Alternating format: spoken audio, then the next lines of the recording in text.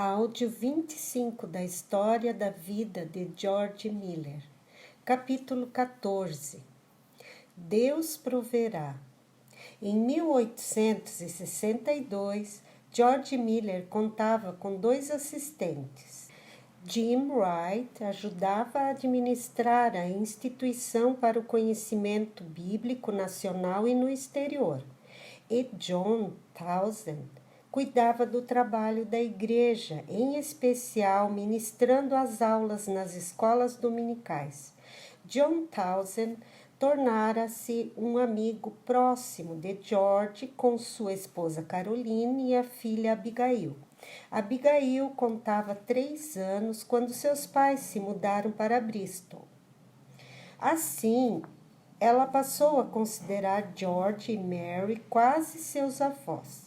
No começo de uma manhã, quando tinha 8 anos, Abigail veio visitar o orfanato.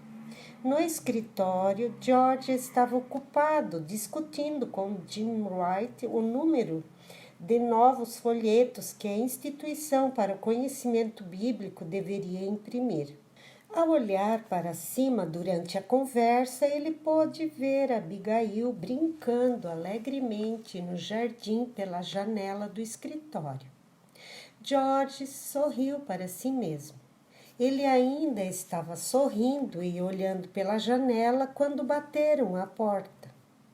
Um momento depois, a governanta da casa de órfãos, número 1, entrou. "Odeio incomodá-lo, Sr. Miller", começou a governanta. Mas aconteceu. As crianças estão preparadas para o café da manhã e não há nada na casa para elas comerem. O que devo dizer a elas? George levantou-se e disse: "Eu cuidarei disso. Apenas me dê 1 minuto." Antes de ir para a sala de jantar na casa de órfãos número 1, ele caminhou até o jardim e chamou: "Abigail, Abigail, venha aqui."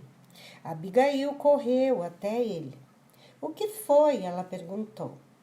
George se abaixou e pegou sua mão. "Venha ver o que Deus vai fazer", ele disse enquanto a acompanhava até a sala de jantar. No interior do prédio, eles encontraram 300 crianças de pé, em linhas organizadas atrás das cadeiras. Colocados na mesa à frente de cada criança, havia um prato, uma caneca, uma faca, um garfo e uma colher. Mas não havia comida à vista. George observou enquanto os olhos de Abigail se ampliavam de espanto.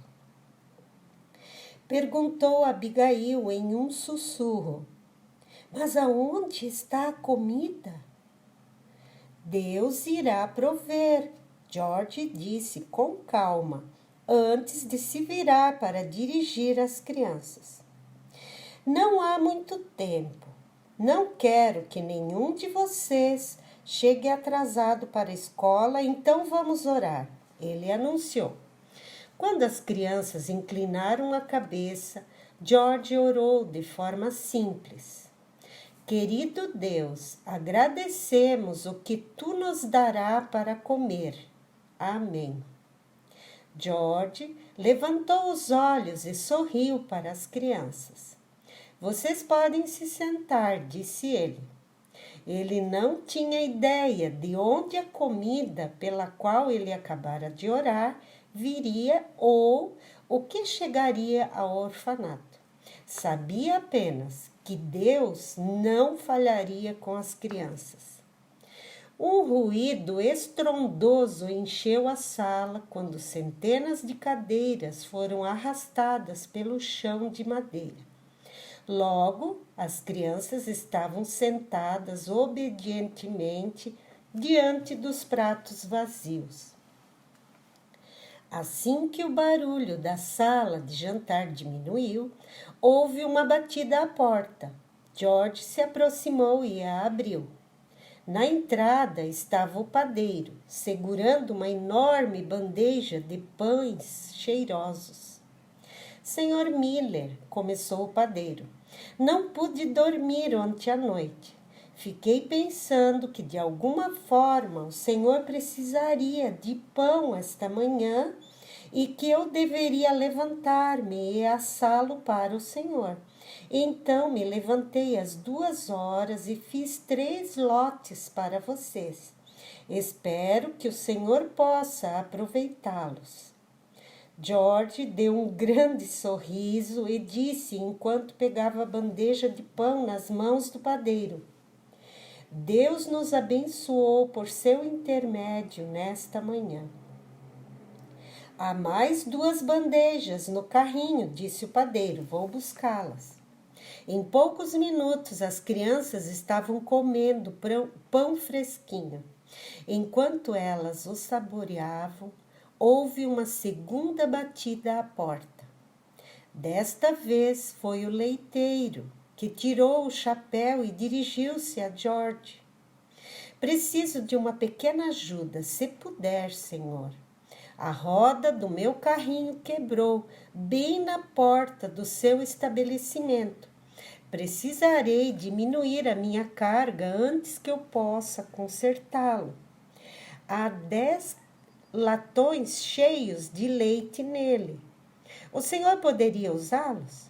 Então, olhando para os órfãos sentados em linhas perfeitas, acrescentou: sem nenhum custo, é claro. Apenas envie alguém para pegá-los. Jamais poderei consertar o carrinho com todo aquele peso. George despachou 20 das crianças mais velhas para ajudar, e logo eles tinham 10 latões de leite armazenados na cozinha. Havia leite suficiente para cada criança beber uma caneca cheia e o suficiente para que todos bebessem um pouco mais no chá durante o almoço. Meia hora depois de George e Abigail terem entrado na sala de jantar, 300 órfãos com estômago cheio saíram de lá. George escoltou Abigail de volta ao jardim, onde a observou sentar-se por um longo tempo. Sabia que ela estava pensando no que acabara de ver. Várias semanas depois, Caroline Townsend disse a George que Abigail havia criado o hábito de terminar todos os seus pedidos e suas solicitações de oração dizendo assim: como tu fazes com George Miller. Amém. Isso deixou George feliz. Era exatamente esse o ponto que ele queria que Abigail visse. Deus, de fato, responde às orações. Os visitantes continuaram a chegar ao orfanato em Ashley Down. Muitos ficavam impressionados com o que George Miller conseguira por meio da oração. Um deles foi Hudson Taylor, na época com 33 anos, sua esposa Mary e os primeiros 16 recrutas, missionários da recém-formada Missão para o Interior da China. O grupo passou a maior parte do dia 22 de agosto de 1865 visitando George e Mary. George e Hudson Taylor caminharam e conversaram juntos no jardim por um longo tempo. Antes que o grupo partisse, George prometeu orar com regularidade por eles, uma vez que estavam de partida para a China. De certa forma, George desejava seguir com eles. Ao longo dos anos, o desafio dos portos estrangeiros e milhões de pessoas que ainda não haviam escutado a mensagem do Evangelho não perdera o poder de atração sobre ele. Todavia, ele tinha consciência de que Deus lhe dera um campo missionário entre os órfãos de Bristol, muitos dos quais não tinham ouvido falar de Deus ou da salvação por meio do seu filho Jesus. Além disso, George disse a si mesmo: ele estava ficando velho demais para começar uma nova aventura missionária. Embora George gostasse de trabalhar duro, às vezes era possível persuadi-lo a fazer uma pausa.